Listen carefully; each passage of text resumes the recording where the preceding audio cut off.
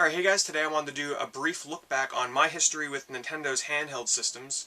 Now, the reason why it kind of sparked my idea to do this video is because I just got back from the stores, actually like maybe an hour or two ago, with my brand new DSi XL, which I've taken out of the box and I have displayed right here next to my other DSs. So I just figured this would be a good time for me to go back, let you guys know a little bit of how I got started, which was my first Nintendo handheld, and then work my way up to the DSi XL. So I have the systems displayed in order of release date, but that doesn't actually necessarily mean that this is the order that I purchased them in. I say that because the original Game Boy actually was not my first Nintendo handheld. My first original Game Boy was the Game Boy Pocket, and there's a little story behind why I don't have that anymore and how it got replaced by the Game Boy Color. So I had the Arctic Ice Blue Game Boy Pocket, and that was my first ever Nintendo handheld, and I really loved the thing. It was a limited edition, and it was only released for a pretty brief period of time. Those of you who might remember the commercial with like the Eskimo guy making clover leaves with his tongue, and that was their advertisement for the system. So I picked that up, and at the time I was in middle school, and Pokemon on the Game Boy was like the biggest thing around. Like everybody was addicted to it. That's what I was playing. So during lunch in school, I was playing Pokemon Red on my Game Boy Pocket, and at the time it was against the rules to play Game Boys during lunchtime. I think back on it now, you know, I'm in lunch. Why would Game Boys be banned if I'm on my break period? I can see not playing it during class, but playing it in lunch, come on. So I got in trouble for having it. The lunch aide that basically supervised the cafeteria comes over, taps me on the shoulder, basically says, "Hand it over." I give her my Game Boy Pocket with my Pokemon game inside, which was so stupid of me to do.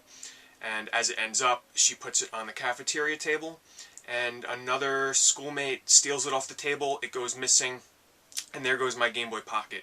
There goes my Pokemon game. I'm totally out. So I get home, I tell my parents, they're mad, and you know, I'm mad. So we call the school principal, and we work out a deal. Yes, it was my fault. I wasn't supposed to have it at school, but then again, it wasn't the cafeteria lady's. You know, it was her fault for, you know, not supervising my Game Boy and just throwing it on a table and someone else comes along and steals it. So we worked out a deal. The school reimbursed me for the loss of the system and the game. I don't remember exactly how much they gave me, but with the money that they gave me for that, I went and picked up a Game Boy Color. So I went into KB Toys and I picked up the clear purple Game Boy Color, and I went back in with the hopes of getting another copy of Pokemon. Unfortunately, they were sold out, so in a spur of the moment, I picked up a Bug's Life for Game Boy Color.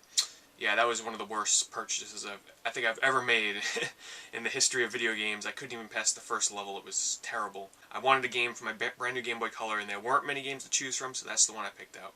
So with the Game Boy Color, I never really owned too many Game Boy Color exclusive games. I owned maybe 10 to 15 of them. I mainly used it for the original Game Boy games, and it was a very nice alternative to the Game Boy Pocket, which I still really wish I owned because it was a very nice system. But at the time, this was a perfect replacement, and hey, it was like a free upgrade from the Game Boy Pocket to the Game Boy Color. So while I did not pick up the original Game Boy when it was first released, I did have a friend, however, that owned one, and the cool thing is, he had a Super Game Boy, which basically was a Super Nintendo cartridge where you can insert Game Boy games into the cart, put it in your Super Nintendo, and play them on your TV. So I'd go over to his house and I would be able to play the games on the TV, and we'd be able to watch each other play, and at the time it was a very good alternative for being able to play the Game Boy without having to own one. So the next step in Nintendo handhelds that I purchased very early on, I might have even gotten it on launch day, I honestly can't remember, but I got it very early on, was the Game Boy Advance. Now, the first game that I picked up for the system was Rayman Advance, which was a very good port of the original Rayman. I had previously played it on the Jaguar, but having it on the Game Boy Advance was like amazing because the game was graphically very pleasing, very colorful. So seeing it run on a handheld was like unbelievable to me. Now, after a while, I did grow bored with it because, first of all, I had played the game already. So I was looking for something a bit more, you know, crazy to show off what this thing could do. So I traded Rayman Advance with my friend, and in return I got a copy of Erdion 3D, which was this really, now that I look back at it, gimmicky third-person shooter where it looks like you're going through a 3D space, but it's really just layers and layers of sprites to make it look like it has depth. But at the time, it really made the Game Boy Advance show why it was so much more powerful than the Game Boy Color, and it really looked like I was playing a Super Nintendo game in my hand. So I played a lot of the Game Boy Advance. I picked up a lot of games for it over the years, but there was really one problem with it that really stood out to me, and that was that it was kind of hard to make out a lot of the games, and you know, all the visual colors were kind of hard to see unless you were playing under, a well-lit area. And it wasn't until years later that I actually found out that Nintendo actually released a backlit Nintendo Game Boy Pocket. So why they didn't backlight the Game Boy Advance was beyond me. I guess they had things planned for, obviously, the next system that was going to come out. Perhaps the technology couldn't handle it at the time. They didn't want it to be too expensive when it came out. Whatever the reason, Nintendo finally decided to release the Game Boy SP, which at the time was by far my favorite handheld that I had played by Nintendo. The design was really slick. You can close the top of it. It was very portable. You just throw it in your pocket. But best of all, the screen was backlit. It looked amazing. It was a great handheld. And out of all the handheld systems that Nintendo has released over the years, I still believe that the Game Boy SP is the best designed in terms of functionality and portability. So after purchasing the Game Boy Pocket, the Game Boy Color, the Game Boy Advance, and the Game Boy SP, the time finally came for me, and I did get an original Game Boy eventually. I can't remember exactly where I got it from, but it was most likely from a flea market. Now, of course, that was mainly for nostalgic reasons and collecting purposes, because with these great handhelds here, there really was no purpose of me to go back and play it on the original Game Boy. So now we move on to the Game Boy Micro. Now, this is probably one of Nintendo's most love or hate systems. I personally love the design behind it. It's a very small handheld. It fits in the palm of your hand.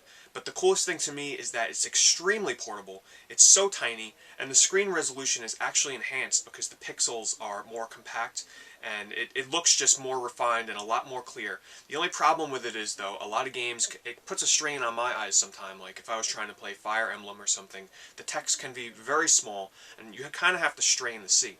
It has a great backlight to it, though. Everything, it just feels good. Now, if you have big hands, though, it's going to be hard to play. But other than that, I think the system is great. It's a good alternative. It's kind of just a fun system to own. I couldn't see playing Game Boy Advance games on this all the time. I would probably still use the SP. But, if you're looking for a very small handheld that, you can just throw in your pocket, it's not that bulky, not that large, the Micro is a great little system. So the next line of systems to come out were the Nintendo DS's. Now, you will notice that I don't have the original DS here. However, I did buy it on launch day. I did the whole thing of waiting outside the store for it to open online for hours to pick it up. But I played a ton of the DS. I really did enjoy it. At first I was kind of skeptical of, the two screens and the touchscreen, but after I played some games on it, I really understood what Nintendo was going for, and I felt it worked really well. It took a while for, the third-party companies to kind of get everything down with the touchscreen. At first it kind of seemed a little bit gimmicky, but after a while they really nailed it, and I was really enjoying it. Now, the reason why I no longer own the original DS is because when I bought the Nintendo DS Lite when it launched, it was such a significant improvement over the original Nintendo DS that I personally knew that I would never go back to the original DS now that I had the Lite. Now, anybody that's owned the Nintendo DS Lite and the original DS would tell you that it's night and day between the two of them. The Lite makes the original obsolete by all means. First of all, the screen quality on this is so much better. The screens are larger, and they're much brighter. The system itself is thinner, it's lighter, and it's just more compact. There's absolutely no reason that you'd go back and play on the original DS once you own the Lite. So in my case, at the time, I felt that, I should sell my original DS on eBay. I made about $100 from it, which basically paid for the Lite. So out of all the Nintendo handhelds that I own, I have probably played the DS the most. I own the most games for the DS Lite. I've put in the most hours.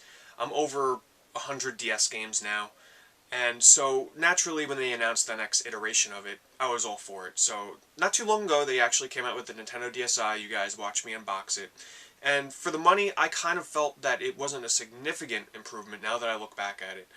They added in the cameras, the screen's a little bit bigger, you got the DSi wear on there. But overall, I think if you already own the DS Lite, there really wasn't too much of a need to upgrade to the DSi. However, if you own just the original DS, this is a great improvement. Really, the main reason that you would buy this, besides the camera, because I honestly don't think that a lot of people over the age of 12 are really using the camera. Not to say it's just for kids, but honestly, it's just one little feature added in. I'm not really using it at all. But the main reason you would buy this is just for the slightly larger screen and the DSiWare games. The DSiWare games, Nintendo really did come through and deliver because they have a huge library of games to choose from that are pretty cheap, pretty affordable. A lot of them are pretty high quality games, and you can just download them all right on here, store them on the DSi, and it works pretty well. I've downloaded a couple of games, and I'm really satisfied with it. But like I said, only go for the DSi systems unless you have just the original DS. If you have a Lite, it's kind of a toss-up. If you're like me and you gotta always have, the next improved system, then go for the DSi, especially for the DSiWare games. But other than that, not too many big improvements. And lastly, we come to the DSi XL, which I just opened up. I cracked it open to see how large the screens are. I haven't even turned the thing on yet. But I have to tell you, it's a very nice improvement if you're going to be playing your DS at home. This is really not a portable system because honestly it is very large.